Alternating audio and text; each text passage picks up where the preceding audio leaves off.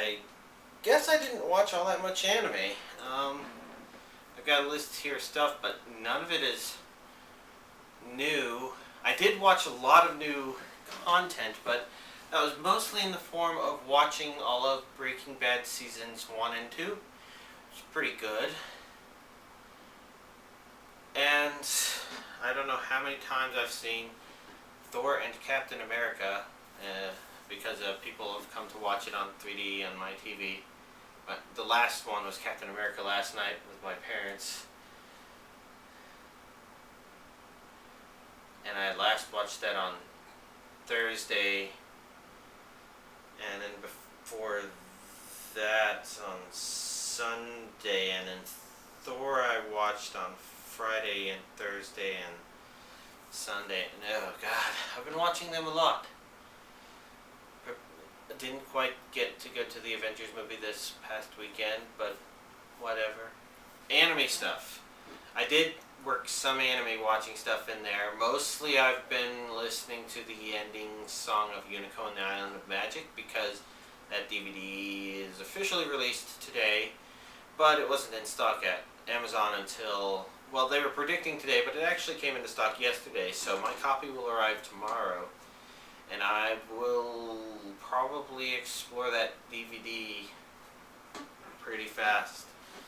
But I didn't actually watch through the entire movie, so we'll skip that and try and talk about what I did watch. Let's see.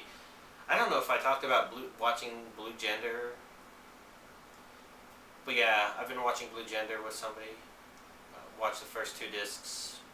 First disc may have been a week or 2 or 3 ago. I don't remember if I've talked about it or not. I definitely like the way the series starts.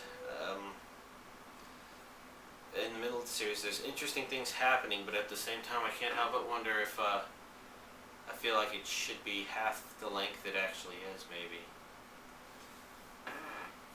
Because I don't remember a lot of what happens, and if there was a lot of point to a lot of that from when I first watched it. I remember enough to spoil it, but at the same time, some of those spoilers are probably things you guessed while watching, or at least I guessed them while watching.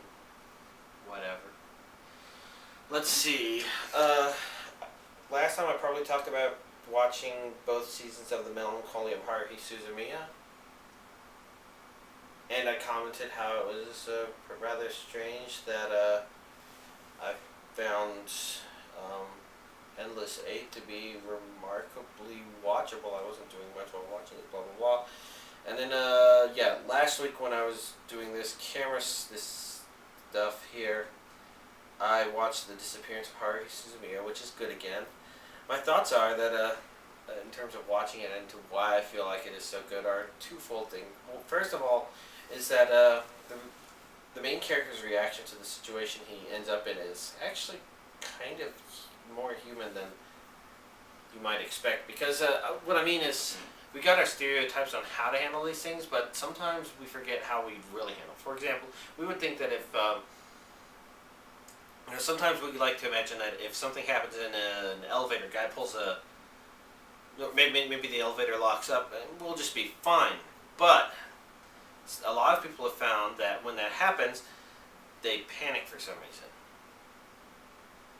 And they aren't always sure why. And I think Disappearance kind of has that kind of concept in there, kind of acting against our expectations, but not necessarily our sense of how people might really handle it per se. And I think that's neat. And then the other thing that's neat is that if you watch the series, both seasons of The Melancholy of Haruhi Suzumiya, you can kind of be left in a state where you don't feel like you can wonder if there ever would be more relevant content.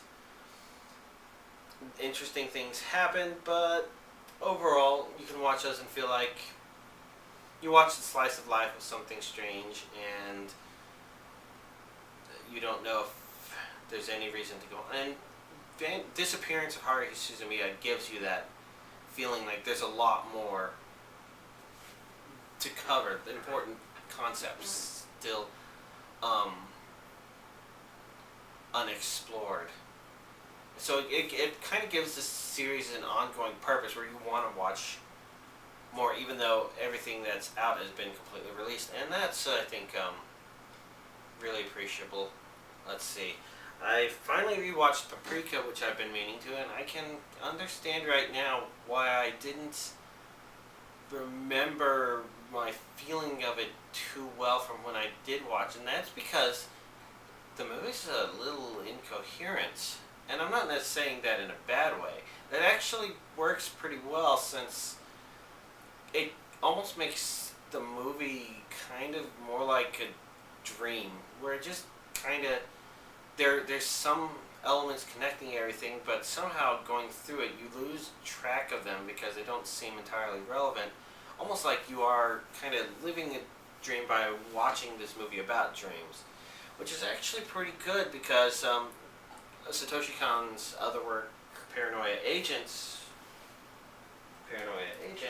I've mentioned. Well, I don't remember if I mentioned here, but I remember while watching Paranoia Agent feeling like we, the viewer, were maybe potentially crazy, like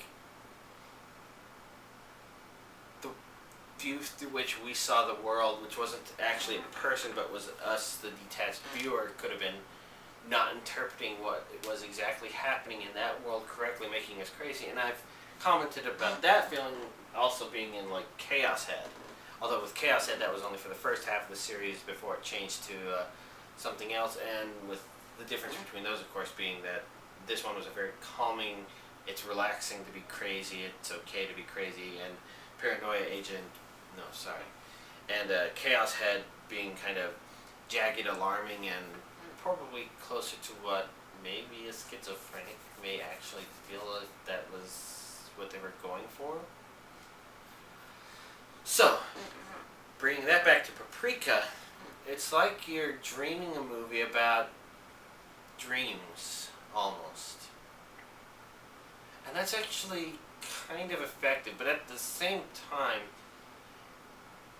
it kind of leaves me wondering what was the purpose of all this stuff that happened.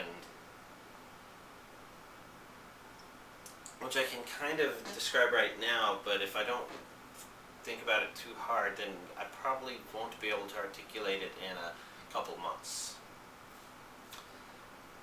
But I generally go for those overall feelings anyway, so overall that one was interesting to finally rewatch. Now at some point I'm going to rewatch Perfect Blue and Millennium Actress.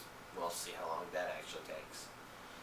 And the final thing I watched was the Goblin Cat story arc of Ayakashi Samurai Horror Tales, which is really spectacular. It spawned the really well-rated Mononoke series. Not Princess Mononoke, aka Mononoke Hime, but Mononoke. Just Mononoke. And I wish that would come out here on DVD. I'd like to watch it. Otherwise, I've got so much stuff to watch here that I might not ever get around to that. Oh well, but Goblin Cat, that one is, I think, a really good story. Kind of, there's this element of how much you might actually care about politics between households or whatnot, but it kind of presents that information for you to absorb, but not for you to necessarily remember the details, because it kind of moves more slowly through the more important stuff to just build up to its climax, which was a very strange climax, but at the same time carried a really powerful reveal with it that made it very effective. And a lot of the way this stuff is portrayed is just great in terms of you don't get a whole lot of horror presented right in animation, in an animated form, which is why a lot of them go for gore factor as opposed to trying to create this unnerving atmosphere that you may find in good horror games such as Silent Hill or something like that. I'm trying to think of movies that have done that for me, because some have. Stay Alive was stupid, but it nailed some of the atmospheres right. Where some of the sounds, some of the emotions, some of the... I've been in places like that alone and wondered, what if something happened to me? ideas like that. That's one of the things that Stay Alive got right, and I guess that's either not easy to do in animated form, or um, maybe the animated stereotypes just don't have people doing it too much. Except that Ghost Hunt and the first story arc and When They Cry kind of brought a lot of that stuff up. Now, When They Cry generally tends to be more on the gore side, but I don't know. I'm rambling because there's not a whole lot of things on this list, because that was the last thing on my list. Again, I went through 2 seasons of Breaking Bad, which is actually 20 episodes at 40 minutes, which is equivalent to watching 40 episodes of anime in a week. So that's where most of my viewing time went. And most of my attention during Breaking Bad Season 2 was swimming backwards for 4 hours in the ocean, leading 4 mushrooms away from a mushroom biome back to my base. Over a 13-kilometer distance. Anyways, that's the end of anime analysis.